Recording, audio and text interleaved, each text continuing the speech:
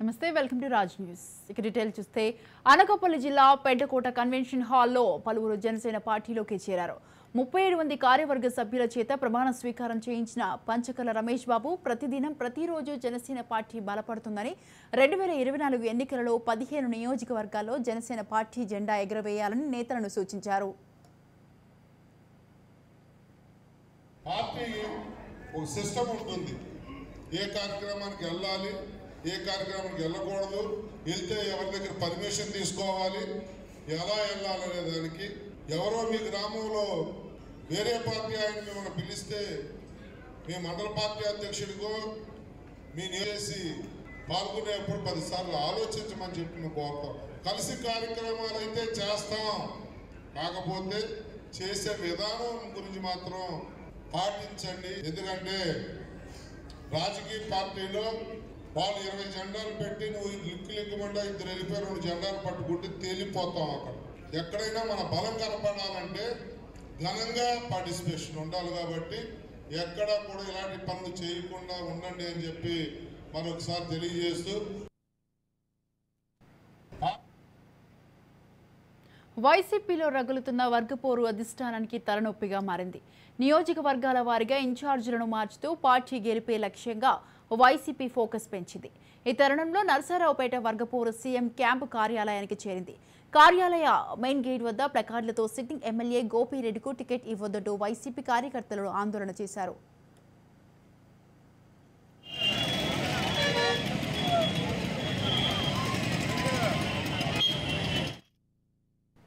కరీంనగర్ కలెక్టరేట్లో తెలంగాణ రాష్ట్ర మంత్రులు జిల్లా కలెక్టర్లతో కలిసి ప్రజాపాలన, గ్రామ, వార్డు సభల నిర్వహణకు తీసుకోవాల్సిన చర్యలపై సమీక్ష నిర్వహించారు.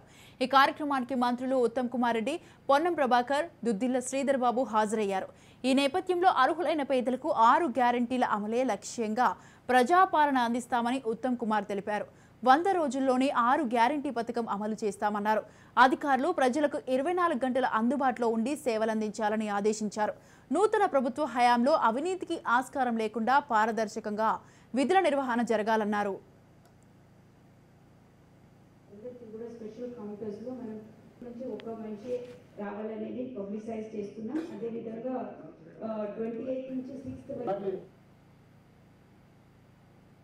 హైదరాబాద్ రాజేంద్రనగర్లో భారీగా గంజాయి పట్టుబడింది.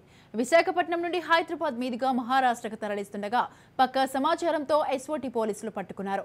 ఈ దాడిలో 80 కేజీల గంజాయి సీజ్ చేసి కారుతో పాటు 2 నిందితులను అరెస్టు చేశారు. మరో 2 నిందితులు పరారీలో ఉన్నట్టు పోలీసులు వెల్లడించారు.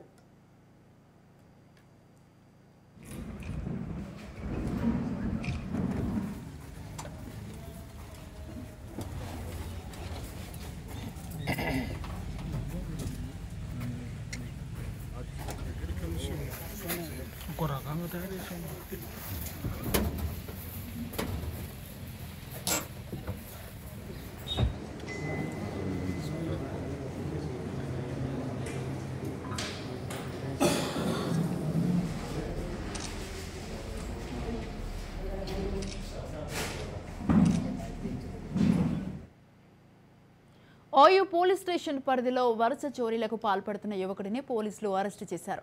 తన వద్ద నుంచి 12 లక్షల విలువ చేసే నగదును బి ఫార్మసీ పూర్తి చేసిన శంకర్ నాయక్ జల్సాలకు అలవాటు పడి చోరీలతో వచ్చిన డబ్బులతో 5 స్టార్ జీవితం గడిపేవాడు. ఇక ఇప్పటికే అనేక చోరీలలో జైలుకు వెళ్లి వచ్చినా తిరిగి మళ్లీ చోరీలకు పాల్పడుతుండటంతో సమాచారం అందుకున్న పోలీసులు శంకర్ను అదుపులోకి తీసుకుని విచారించి రిమాండ్కు తరలించారు.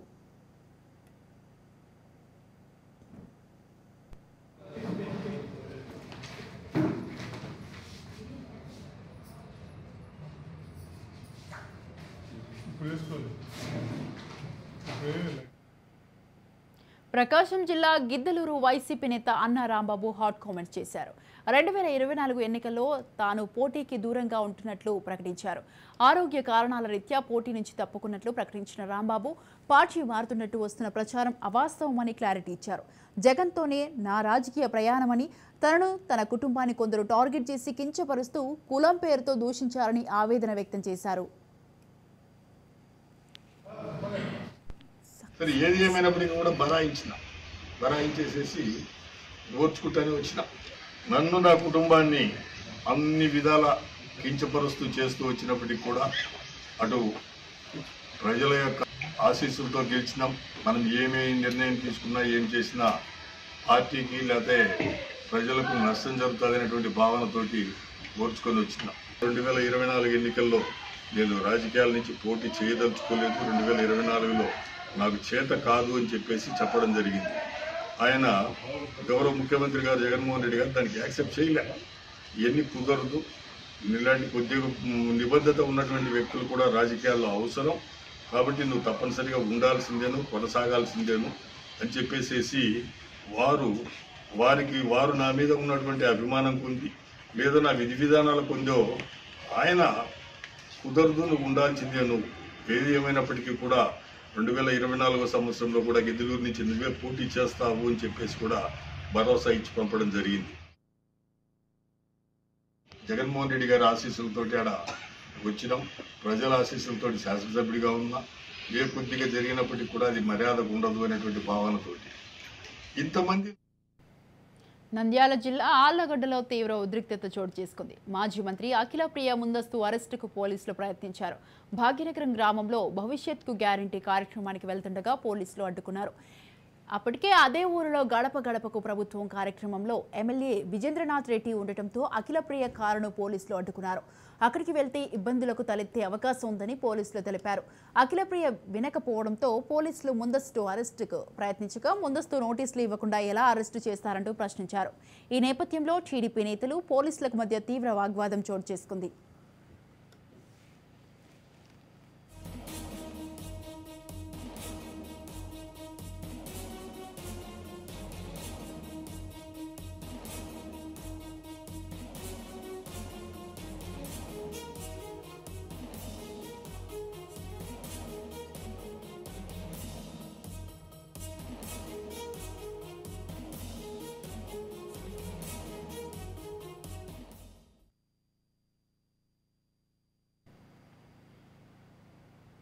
తనపై నమోదైన కేసుపై ఐపీఎస్ నవీన్ కుమార్ స్పందించారు. తప్పుడు ఆరోపణలతో తనను అరెస్టు చేశారని మండిపడ్డారు. త్వరలోనే వాస్తవాలు బయటికి వస్తాయని ధీమా వ్యక్తం చేశారు. తనపై నమోదైన కేసు విచారణ కోసం పోలీసుల ముందు హాజరయ్యానన్నారు. కాగా నవీన్ కుమార్పై ఆయన ఇంటి యాజమాని పోలీసులకు ఫిర్యాదు చేశారు. ఆ కేసు విషయమై నవీన్ కుమార్ను పోలీసులు అరెస్టు చేశారు.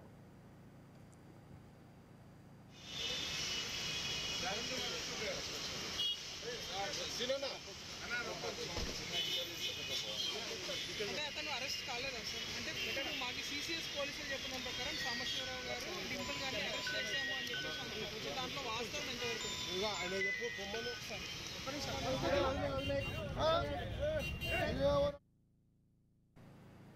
తెలంగాణలో ఉష్ణోగ్రతలు అంతకంతకు పడిపోతున్నాయి. ఉత్తరాది నుంచి తెలంగాణలోకి బలమైన గాలులు వీస్తున్నాయని, దీంతో రాష్ట్రంలో చలి తీవ్రత పెరిగిందని హైదరాబాద్ వాతావరణ కేంద్రం తెలిపింది. మరో 2 రోజుల పాటు చలి తీవ్రత ఎక్కువగా ఉంటుందని అధికారులు తెలిపారు. రాత్రిపూట కనిష్ట ఉష్ణోగ్రతలు తగ్గుముఖం పట్టాయని, ఉత్తర తెలంగాణ జిల్లాల్లో చలి తీవ్రత అధికంగా ఉందని పేర్కొన్నారు. జనవరి 1వ తేదీ తర్వాత చలి తీవ్రత మరింత పెరిగే అవకాశం ఉంటుందని వాతావరణ కేంద్రం అధికారులు వెల్లడించారు. మరోవైపు హైదరాబాద్ శివార్లో చలి పంజా విసురుతోంది. ఉదయం పూట బయటకు రావాలంటేనే ప్రజలు జంకుతున్నారు. చలి తీవ్రత పెరగడంతో చిన్నారుల్లో నిమోనియా సహా పలు రకాల అనారోగ్య సమస్యలు వస్తున్నాయని హైదరాబాద్ నీలోఫర్ ఆసుపత్రి సూపరింటెండెంట్ డాక్టర్ ఉషారాణి తెలిపారు. గతంలో ఎన్నడూ లేని విధంగా ఈసారి గవద బిళ్ళల సమస్యలతో చిన్నారులు భారీగా ఆసుపత్రిలో చేరుతున్నారని చెప్పారు.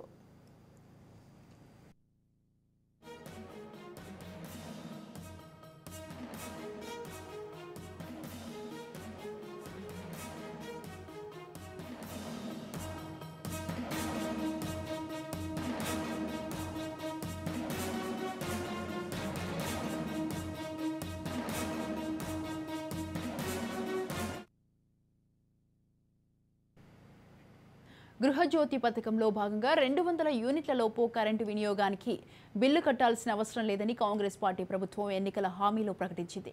కాగా 200 యూనిట్ల లోపు వినియోగించుకున్న విద్యుత్ బిల్లులు వచ్చిన వారు bill కట్టొద్దని BRS MLC Kalvakuntla Kavitha అన్నారు.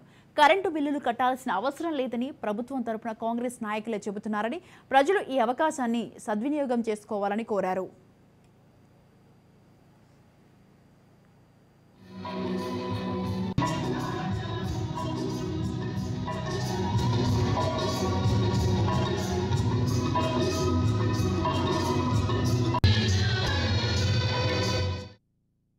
నిజామాబాద్ రూరల్ మండలం నర్సింగ్పల్లి గ్రామానికి చెందిన PICS మాజీ చైర్మన్ మాజీ జెడ్పీటీసీ ఫిలిప్ సుజా దంపతుల ఆహ్వానంతో వారి నివాసంతో కవిత క్రిస్మస్ విందుకు హాజరయ్యారు.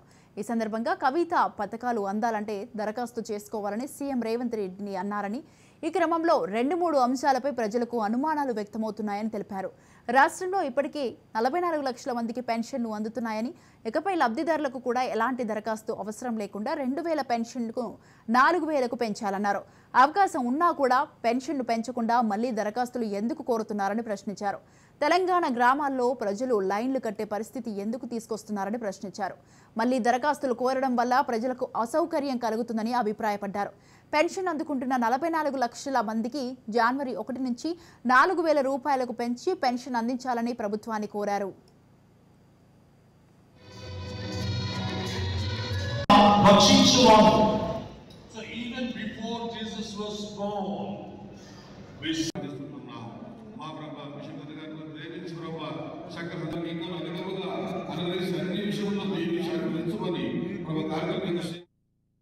రైతు బంధు డబ్బులను రైతుల ఖాతాల్లో ఇంకా ఎందుకు జమ చేయలేదన్న చర్చ గ్రామాల్లో జరుగుతోందని, దీనిపై ప్రభుత్వం సానుకూలంగా స్పందించాలని సూచించారు.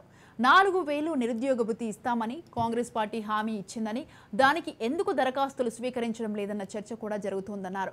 కాగా ఓట్ల శాతంలో బీఆర్ఎస్ పార్టీకి కాంగ్రెస్ పార్టీకి పెద్ద తేడా లేదని, కేవలం 2% ఓట్లతోనే కాంగ్రెస్ పార్టీ అధికారంలోకి వచ్చిందని కల్వకుంట్ల కవిత గుర్తు చేశారు.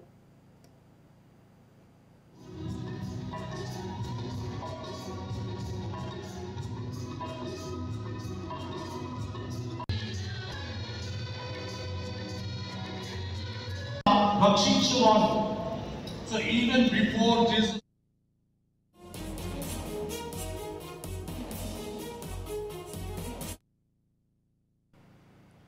హైదరాబాద్ డీజీపీ కార్యాలయంలో దర్శకుడు రామ్ గోపాల్ వర్మ, నిర్మాత దాసరి కిరణ్ కుమార్ మధ్య ఫిర్యాదు చేశారు. ఇక కొలికపూడి శ్రీనివాస్ చేసిన వ్యాఖ్యలపై డీజీపీ ఫిర్యాదు చేశారు. తనను చంపడానికి కొలికపూడి బహిరంగ కాంట్రాక్ట్ ఇచ్చారన్నారు. వ్యూహం సినిమా ఓ పొలిటికల్ ఒపీనియన్ అని తెలిసిన వర్మ టీడీపీ నేతలు అనవసరంగా రాద్ధాంతం చేస్తున్నారన్నారు. చంపిన హెడ్ కట్ చేసి తీసుకొస్తే ₹1 కోటి ఇస్తానని కాంట్రాక్ట్ ఇచ్చాడు. అది ఆ TV5 సాంబశివరావు నివారిస్తున్నట్టు నటిస్తానే 3 సార్లు తనతో రిపీట్ చేయించాడు. అంటే దాని అర్థం ఏంటంటే వాళ్ళిద్దరూ కుమ్ముక్కై ముందే ప్లాన్ చేసుకున్నట్టు క్లియర్గా అర్థమవుతుంది. మూడోది దాని తర్వాత కంటిన్యూ చేశాడు డిస్కషన్, దాన్ని బట్టి కూడా అది ప్రూవ్ అవుతుంది. ఇంకా ఛానల్లో ఇలాంటి వ్యక్తులను పెట్టి ఇలాంటి ప్రసారాలు చేయిస్తానంటే 100% ఛానల్ ఓనర్ బిఆర్ నాయుడు గారు కూడా దాంట్లో కాన్స్పిరసీలో చేయి ఉందనేది నా బిలీఫు. దాని సందర్భంగా అది ఆ కంప్లైంట్ ఇవ్వడానికి నేను వచ్చాను ఇక్కడ డీజీపీ గారి దగ్గరికి. డీజీపీ గారి దగ్గరికి నేను దాసరి కిరణ్ కుమార్ మీ ఇద్దరం కంప్లైంట్ హ్యాండ్ ఓవర్ చేసాం. దానికి అప్రాప్రియేట్ యాక్షన్ వాళ్ళు దాంట్లో ఉన్న అన్ని పరిశీలించి వాళ్ళు తీసుకుంటారు. సో ఇది ఇక్కడ జరిగింది. మాజీ మంత్రి నాని విజయవాడ కనకదుర్గమ్మను దర్శించుకున్నారు. ఈ నేపథ్యంలో ఆలయ అధికారులు గౌరవ స్వాగతం పలికారు. పూజా కార్యక్రమాల అనంతరం వేద పండితులు ఆశీర్వచనం అందజేశారు. అమ్మవారిని దర్శించుకోవడం ఎంతో ఆనందంగా ఉందని తెలిపారు. రాష్ట్ర ప్రజలంతా సుభిక్షంగా ఉండాలని కోరుకున్నట్లు తెలిపారు.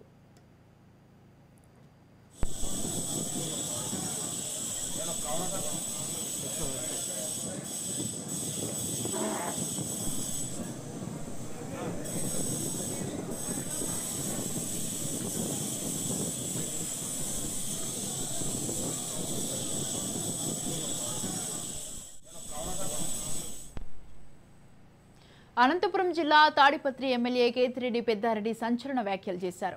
వచ్చే ఎన్నికల తర్వాత తన అసలు రూపం చూపిస్తానని, మళ్లీ పాత పెద్దారెడ్డిని చూస్తారంటూ వార్నింగ్ ఇచ్చారు. తన ప్రత్యర్థి జేసీ ప్రభాకర్ రెడ్డిపై తీవ్ర స్థాయిలో ధ్వజమెత్తారు.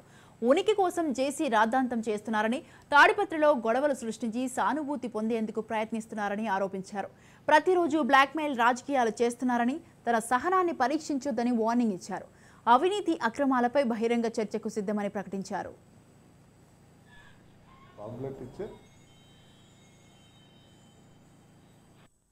ఇంత నీచమైన సంస్కృతికి తోడ్పడినాడంటే అది అందరూ తెలుసుకోవాల్సిన విషయం.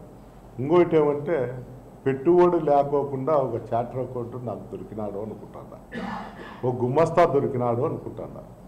ఎందుకంటే నా దగ్గర వచ్చి పని చేయకపోయినా పబ్లిక్కు తెలియజేస్తే ఎవడో వచ్చి నాకు పాంప్లెట్ ఇచ్చే మా ఆడిటర్కి నా ఆస్తి ఇంతని చైర్మన్ గారు గుమస్తా వచ్చి నాకు పంపించినాడని ఆ పాంప్లెట్ పంపించి దానిపైన చేస్తా.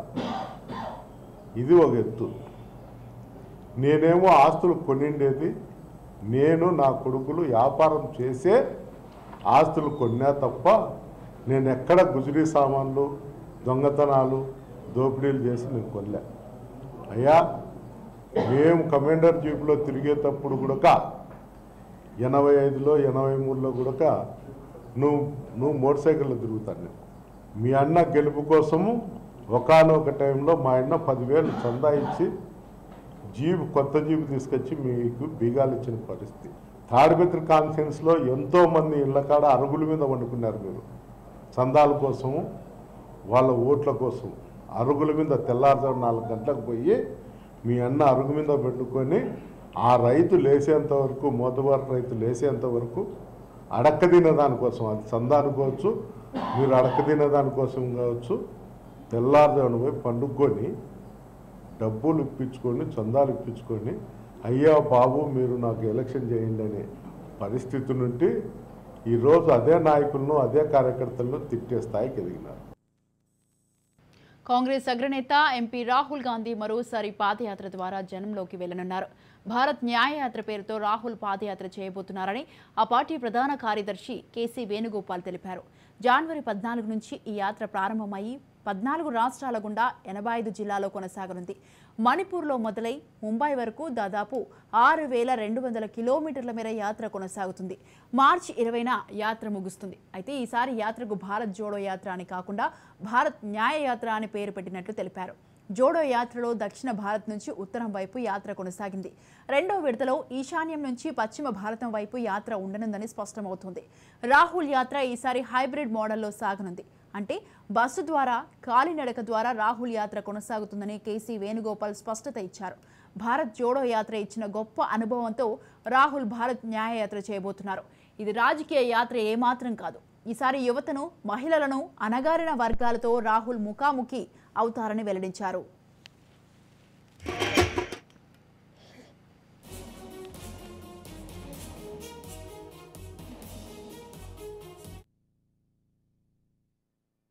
Rahul Gandhi has walked 4,500 kilometers. There is no problem for walking the yatra. Now we are going for a different move. This yatra, basically, you know that Manipur is one of the important part of the northeast. We are starting this yatra from northeast. Manipur, we want to try to heal the wounds which happened in Manipur. Therefore, this yatra is a yatra for love and affection. This is not a political yatra. Don't think that it is. We are not going to make it as a big political yatra. Already Jairamji mentioned about the issues. We are going to raise these issues of the common people of this country. It will interact with the people, those who are suffering. That's only. We are not going to make it as a political yatra, election yatra. Election arrangement, we are going to make a separate system in Delhi. There will be a contact system now. Definitely, it will not going to affect election at all. The details of the yatra and everything, we will inform you. Because now we are announcing the yatra, we are working out the details. Rally will be there, definitely rally will be there, not only other leaders will also attend.